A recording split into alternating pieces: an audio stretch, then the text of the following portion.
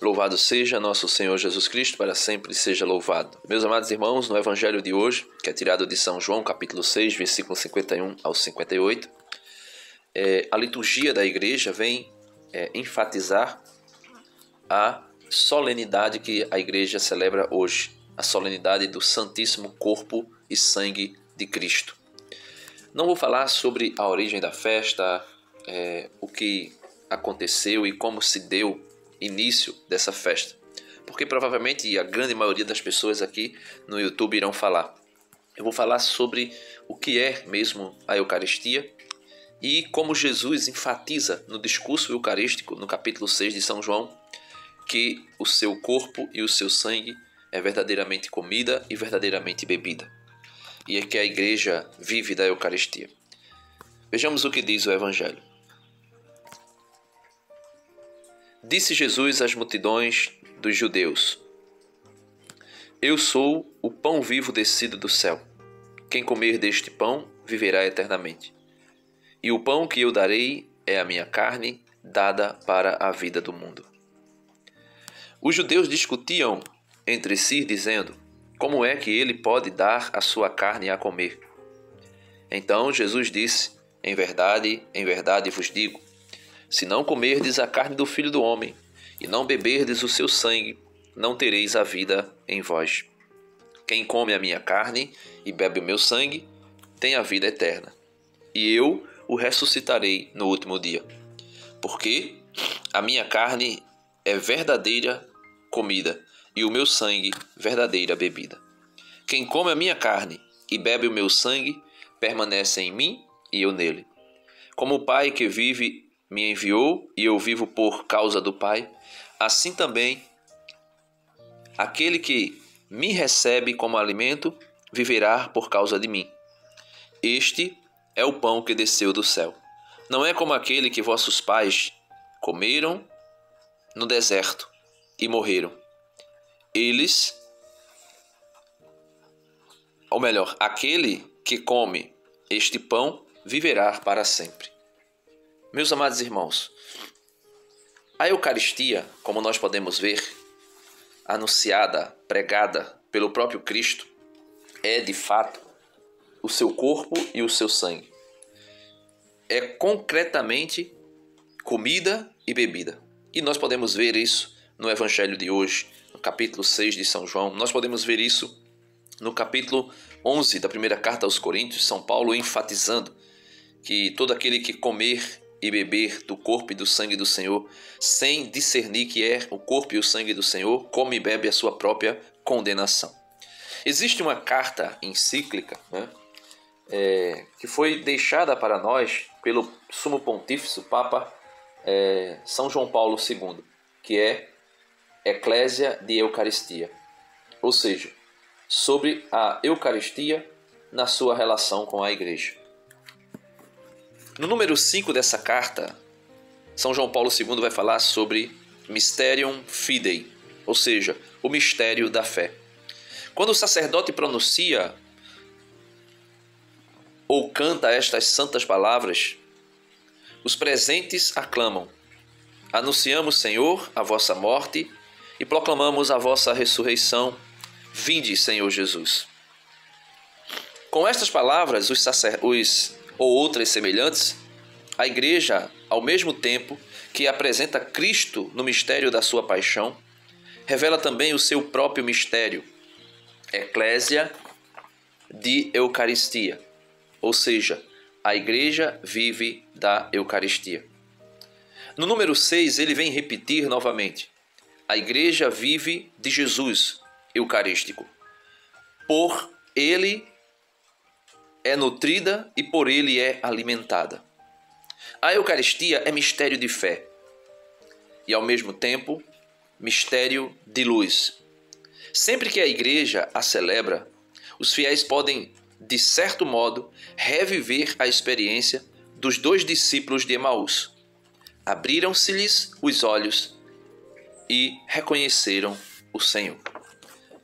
No número 3, também desta carta, sobre a Eucaristia que o Papa João Paulo II deixou-nos, ele vai dizer: do mistério pascal nasce a igreja. Olha, que coisa mais linda. Do mistério pascal nasce a igreja. Por isso mesmo, a Eucaristia, que é o sacramento por excelência do mistério pascal, está colocada no centro da vida eclesial, ou seja, no centro da vida da igreja. Isto é visível desde as primeiras imagens da igreja que nos dão os Atos dos Apóstolos. Eram assíduos ao ensino dos apóstolos, à união fraterna e à fração do pão e às orações. Atos dos Apóstolos, capítulo 2, versículo 42. Na fração do pão é evocada a Eucaristia. 2000 anos depois, continuamos a realizar aquela imagem primordial da igreja. E ao fazê-lo, na celebração eucarística, os olhos da alma voltam-se para o tríduo pascal, para o que se realizou na noite da Quinta-feira Santa durante a última ceia. Meus amados irmãos, nós podemos ver que a igreja nasceu da Eucaristia e vive da Eucaristia. A igreja vive do Santíssimo Sacramento do altar. O Papa João Paulo II abriu esta encíclica já na sua introdução, dizendo: a igreja vive da Eucaristia. Viver da Eucaristia não é simplesmente comer hóstias consagradas, mas é viver de todo o mistério que ali é celebrado. O mistério da paixão, morte e ressurreição de nosso Senhor. Na Eucaristia não se celebra apenas o sacrifício redentor de Cristo no altar da cruz.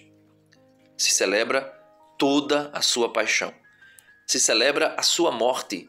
Se celebra também a sua ressurreição. É dito o seguinte: a igreja vive da Eucaristia. Esta verdade, ou seja, que a igreja vive de Jesus Eucarístico, esta verdade não exprime apenas uma experiência diária de fé, mas contém, em síntese, o próprio núcleo do mistério da igreja. O próprio núcleo do mistério da igreja. Tudo que a igreja vive, tudo que a igreja é, está sintetizado na Eucaristia. Desde Pentecostes, quando a igreja, povo da nova aliança, iniciou a sua peregrinação para a pátria celeste, este sacramento divino foi ritmando, veja, foi ritmando os seus dias, enchendo-os de consoladora esperança, até a consumação na pátria celeste. Muitas pessoas negam o Concílio Vaticano II, mas o Papa João Paulo II o cita na sua carta, ao dizer: o Concílio Vaticano II justamente afirmou que o sacrifício eucarístico é fonte e centro de toda a vida cristã. Isso está na Lumen Gentium, sobre a Igreja. O sacramento eucarístico, diz a Lumen Gentium, é fonte e centro de toda a vida da Igreja. Com efeito, na Santíssima Eucaristia está contido todo o tesouro espiritual da Igreja, isto é, o próprio Cristo, a nossa Páscoa e o pão vivo que dá aos homens a vida mediante sua carne vivificada e vivificadora pelo Espírito Santo.